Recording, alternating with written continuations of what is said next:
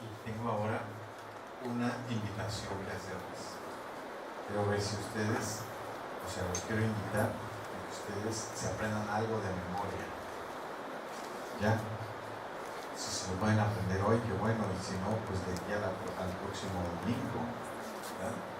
Pero es una cosa que en las iglesias es muy importante y se llama el credo de los apóstoles. ¿Sí? Ya se lo saben. Más o menos lo conoces, ¿sí? ¿Se acuerdan cómo dice? A ver, ¿qué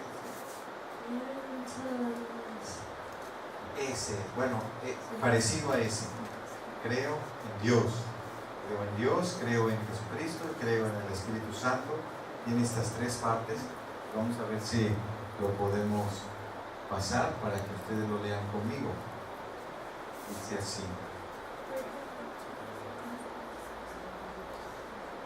Que vengan para acá.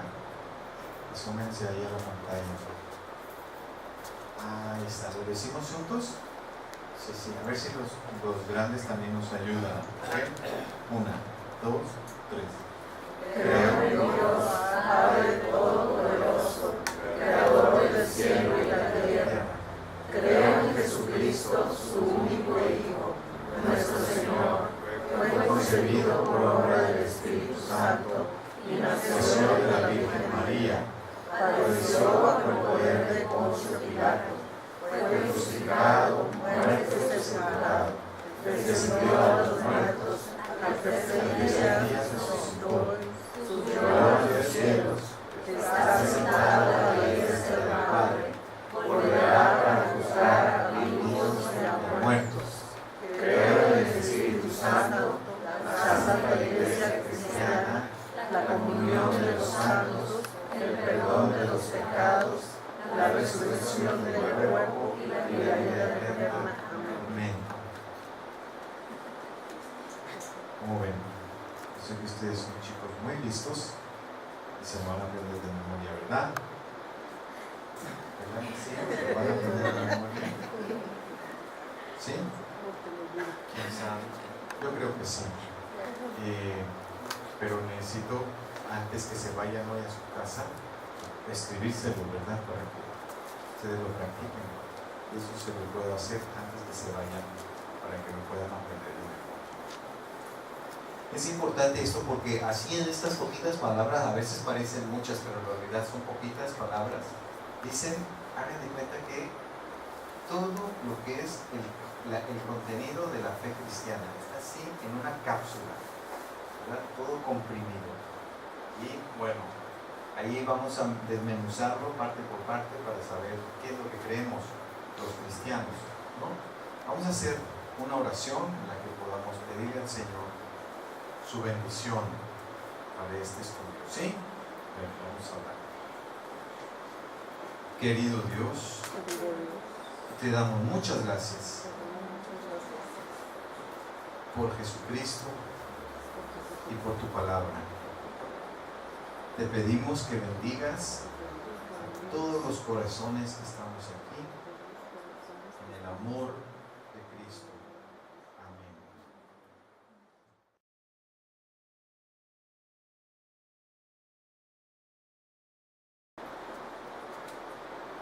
Bueno, vamos a comenzar hoy, en nombre del Señor, una serie de sermones acerca del credo de los apóstoles. El credo de los apóstoles, vamos a hablar mucho sobre esto en los próximos domingos y hoy comenzamos con la primera parte, que es creo en Dios. ¿Ya? Nos puede parecer un poquito extraño, ya lo dijimos juntos, el credo de los apóstoles, que lo dijimos todos a una sola voz. Y claro, puede parecer un poco extraño, ¿verdad? Para los bautistas andar viendo estas cosas. ¿Qué es eso del credo de los apóstoles? Cuando estaba yo enseñando sobre este tema en otra iglesia, y una familia entera de la iglesia habló conmigo después de varios domingos de que teníamos esta serie, y entonces me dijo: pastor, no podemos seguir yendo a esa iglesia porque no, pues nosotros salimos del catolicismo y entonces llegamos acá y están viendo lo mismo. ¿Qué es eso, verdad? Y entonces, pues yo tenía dos opciones. La opción uno, pues era decir, no, pues tienen razón, ¿verdad? Tengo que dejar de predicar esto, no se vayan, por favor.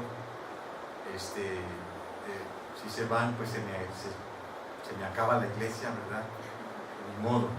La opción 2 era decir, pues lo siento mucho, pues que Dios les bendiga, si Dios les diga que vayan a otra iglesia, pues adelante, pero yo creo que yo tengo que hacer esto porque pues, es mi responsabilidad como pastor.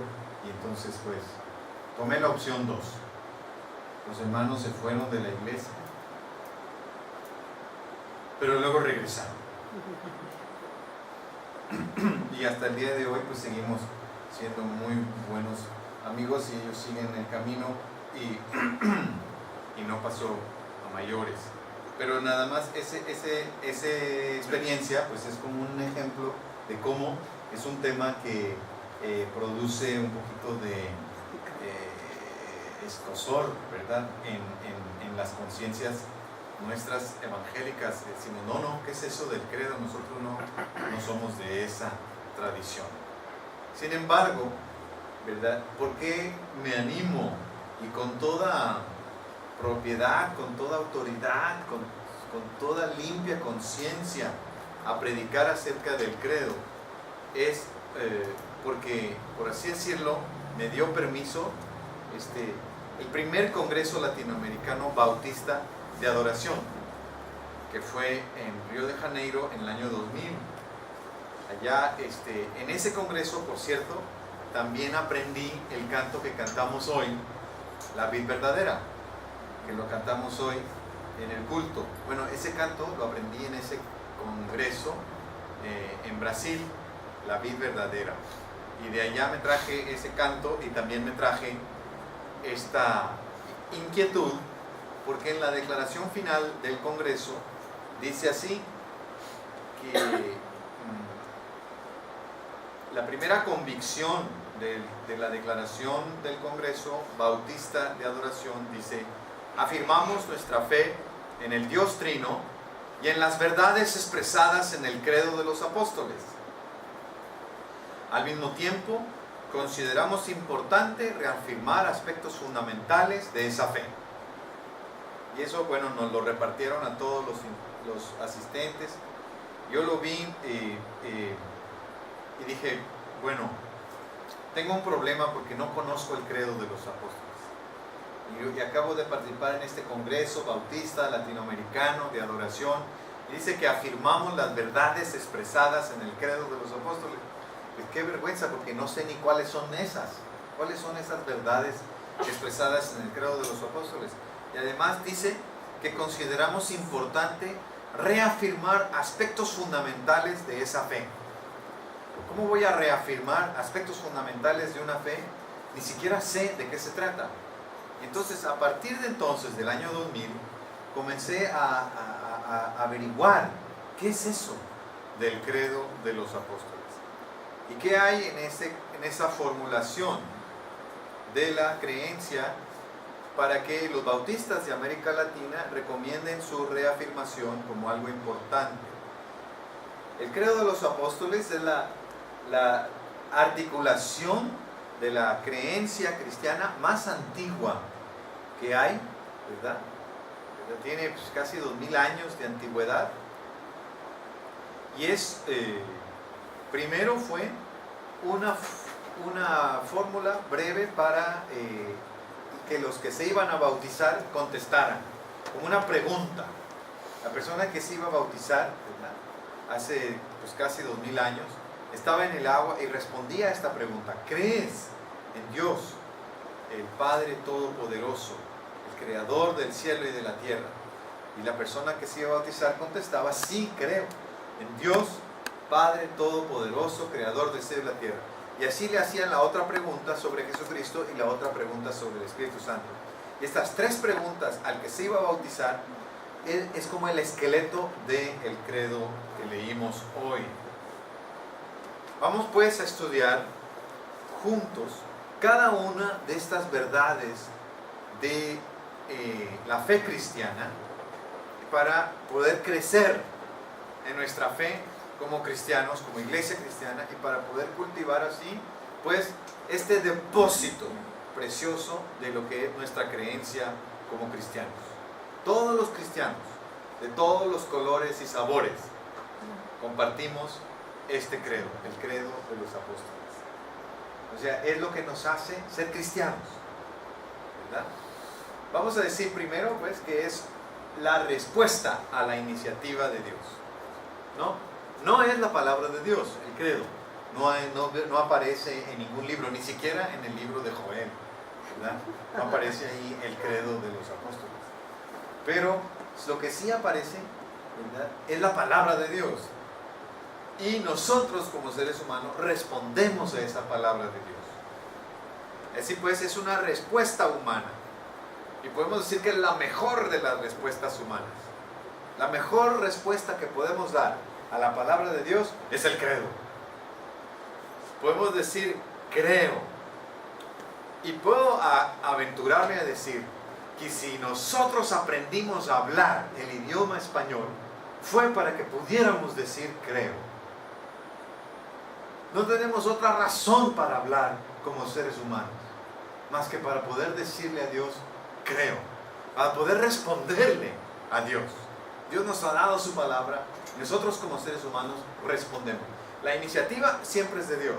Dios es el que tomó la iniciativa, pronunció su palabra, el Evangelio, la palabra encarnada en Jesucristo. Dios dijo su palabra.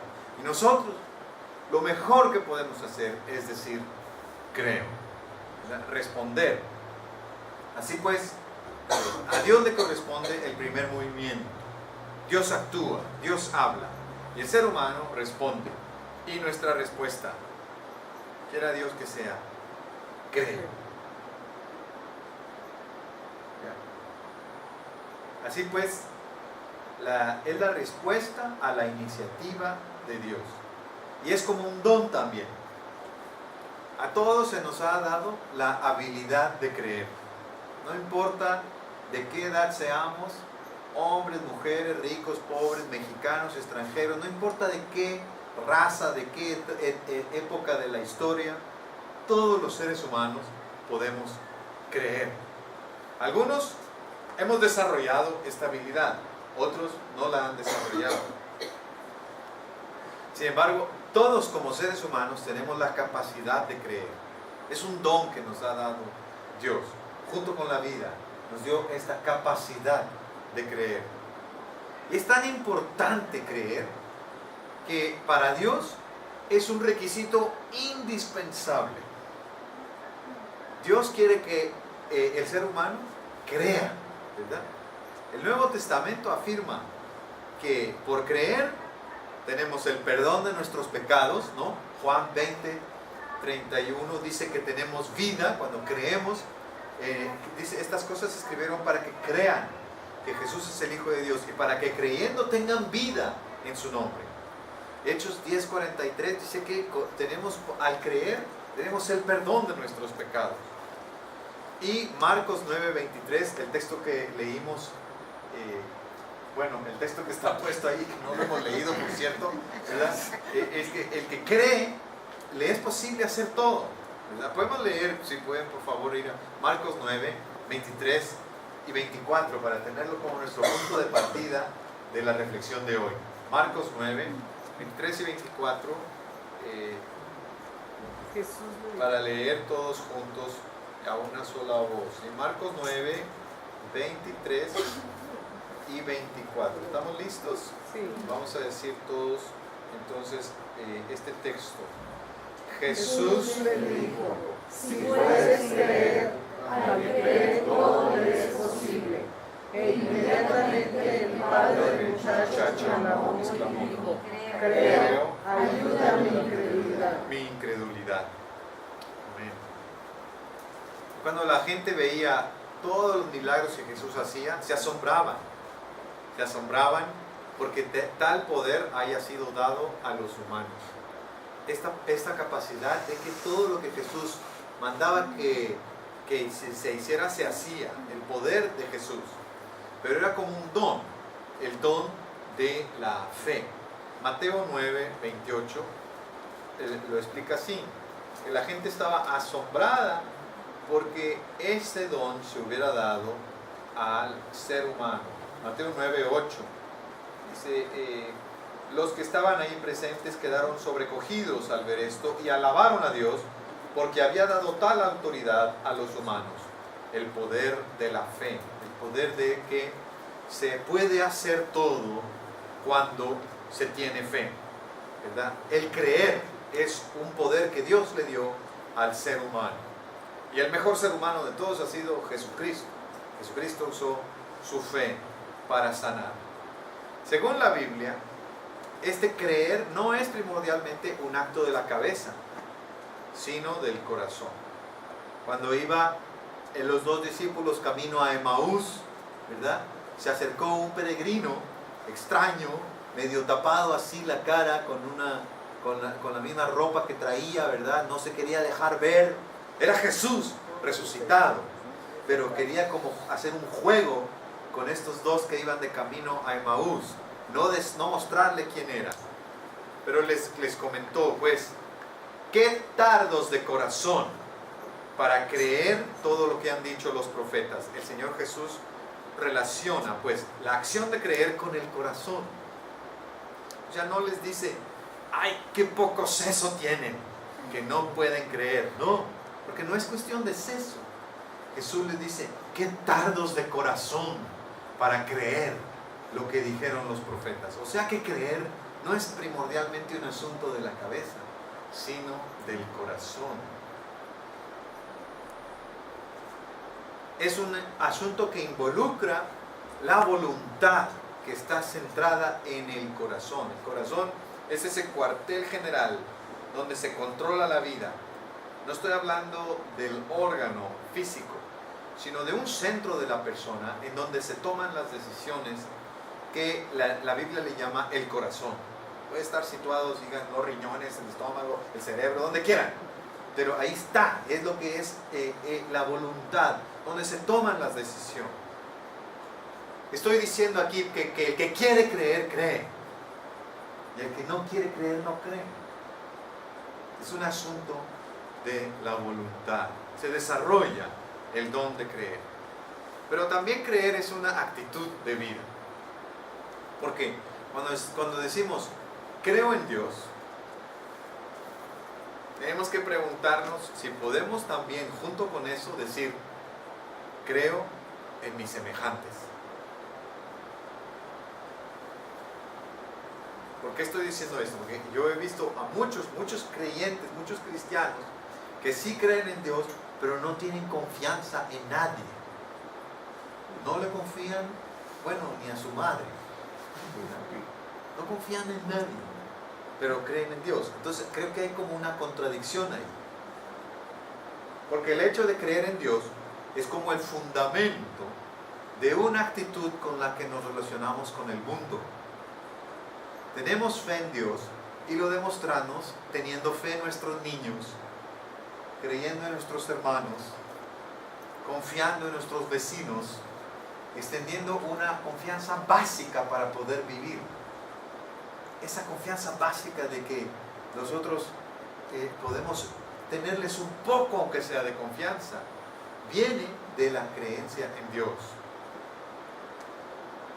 Entonces el que dice cree en Dios, pero no cree en sus hijos, está en una crisis. O sea, no cree, por ejemplo, que sus hijos puedan crecer y desarrollarse como seres humanos dignos y valerosos. Bueno, tiene que reevaluar qué significa creer. Es una actitud de vida. Es trágico, es triste ver a creyentes que no pueden confiar en nadie más, que se imaginan que todo el mundo está acechando para hacerles daño, que más bien les gusta poner candados en las cosas en lugar de creer que la gente no va a transgredir las puertas y los cerrojos, los cajones y las cajas fuertes. De esa manera no pueden abrir su corazón al prójimo. Imagínense que el Señor Jesús hubiera sido uno de esos tipos de personas. Sí cree mucho en Dios, ¿sí? Pero no puede creer en sus discípulos. No le puede confiar a sus discípulos nada. Está todo el tiempo diciendo, a ver, Judas, ¿cuánto gastaste hoy? ¿Cuánto dinero hay en nuestra bolsa? ¿Y a dónde te fuiste? Que yo te vi que fuiste al mercado. ¿Cuánto gastaste? Yo tenía que tener confianza en ese hombre que llevaba la bolsa. Y no le andaba gerenciando todos los centavos de la bolsa de esos discípulos. O sea, Jesús también mostraba una cierta confianza en los demás. ¿Sí? O sea, no está bien a vivir la vida como viendo que siempre los demás son malos y que los demás quieren hacerte daño. O sea, es cierto que hay que ser prudentes, pero ser prudente tampoco significa cerrar siempre nuestro corazón a los demás o no permitir que el otro también pueda de manera libre, espontánea, abrir su puerta y dejarme entrar. O sea, creer en Dios es el ingrediente del que está hecho el sentido de la vida. La historia del mundo, la biografía personal, el desarrollo de la vida en toda su esplendorosa diversidad sobre este planeta. Todo cobra sentido gracias al ejercicio del don de creer. Gracias a que podemos decir, creo en Dios. En ese sentido, fíjense, la incredulidad no es marca de los paganos, sino más bien la incredulidad es un peligro en el que puede caer el pueblo que ha recibido bendiciones de Dios. O sea, la incredulidad es esa actitud equivocada de no encontrarle razón para creer en nada ni en nadie, aunque uno diga que cree en Dios. Miren cómo dice Números 14, versículo 11. Ahí Dios le reclama a su pueblo la incredulidad. Números 14, 11. Dice, ¿hasta cuándo me ha de irritar este pueblo? ¿Hasta cuándo seguirán sin creer en mí, a pesar de todas las señales que he hecho en medio de ellos? ¿Hasta cuándo se negarán a creer en mí, a pesar de todas las maravillas que he hecho entre ellos? O sea, según la Biblia, la incredulidad se da entre quienes han experimentado el poder de Dios. La incredulidad no es marca de los paganos. La incredulidad, según la Biblia, es algo que ocurre, es un peligro que ocurre dentro del pueblo de Dios. Aquellos que nosotros hemos visto las maravillas de Dios, hemos visto los milagros de Dios, entre nosotros está el peligro de la incredulidad. Para ser incrédulo es necesario primero conocer la iniciativa de Dios y, a pesar de conocer la iniciativa de Dios, negarse a creerle a Dios. O sea, saber que Dios ha extendido sus manos hacia ti y tú voltearle la espalda. Esa es la incredulidad. La incredulidad del pueblo de Israel ocasionó, ¿verdad?, que no pudieran entrar a la tierra prometida. La incredulidad de los vecinos de Jesús en el pueblito de Nazaret, ¿verdad?, ocasionó que Jesús no hiciera muchos milagros entre ellos. Él les dijo, yo voy a hacer milagros en otras partes, porque aquí no creen, no, va a ser mejor el juicio para Sodoma y Gomorra que para estos Corazín y Betsaida, los pueblitos ahí cerca de Nazaret. La incredulidad es un asunto serio, porque lo único que Dios nos pide es creerle. Pero ¿qué es lo que afirmamos cuando decimos creo en Dios? Fíjense, es comprometernos con quién es Dios y cómo actúa Dios. Sí decimos, ¿verdad?, que en nuestro intelecto pues damos cabida a la idea de la existencia de Dios. Eso es fundamental para vivir y para vivir con sentido. Pero aunque eso es muy importante, no es lo único que decimos cuando decimos creo en Dios. No nada más decimos sí, Dios existe, pues sí lo acepto aquí en mi cabeza. No, eso es para empezar. Lo más importante es que cuando decimos creo en Dios, reconocemos, ¿verdad?, que en el mundo hay fuerzas enemigas de Dios, fuerzas de muerte que están trabajando en nuestro mundo, y que cuando decimos yo creo en Dios, estamos anotándonos del lado de Dios, estamos enlistándonos como soldados militantes de las fuerzas de la vida. Comprometemos nuestro esfuerzo, nuestros talentos, nuestro tiempo, nuestra pasión a batallar en favor de Dios, en favor de la vida, en favor de la alegría, en favor de la paz, en favor de la salud. Significa, cuando decimos creo en Dios, que reconocemos que Dios está actuando en el mundo y nosotros nos sumamos a lo que Dios está haciendo a nuestro alrededor. O sea, es un compromiso ético, un compromiso con la salud, un compromiso con el bien, ¿verdad? Un compromiso con la paz. Cuando decimos creo en Dios, no es posible que alguien diga creo en Dios y trabaje para los narcos, por ejemplo. No es posible. No es posible decir creo en Dios y pisotear al otro, ¿verdad? O creo en Dios y andar en malos caminos, portándose mal. Es por eso, ¿verdad?, que aunque la verdadera fe siempre está mezclada con un poquitito, como una pizca, cuando le echa uno una pizca de pimienta ahí a lo que está cocinando, una pizquita de incredulidad, ¿no? Miguel de Unamuno decía, la verdadera fe siempre está en agonía. Agonía quiere decir lucha contra la muerte, ¿no? Decía Unamuno, si tu fe no está en agonía es porque ya está muerta. Así, la fe siempre está mezclada con un poquito de incredulidad, siempre luchando por no morirse. Esa es la fe viva. Pero Santiago menciona que la fe viva, esta es Santiago 2:18, dice que la fe viva es la que está mezclada, no con una pizca, sino con mucho amor.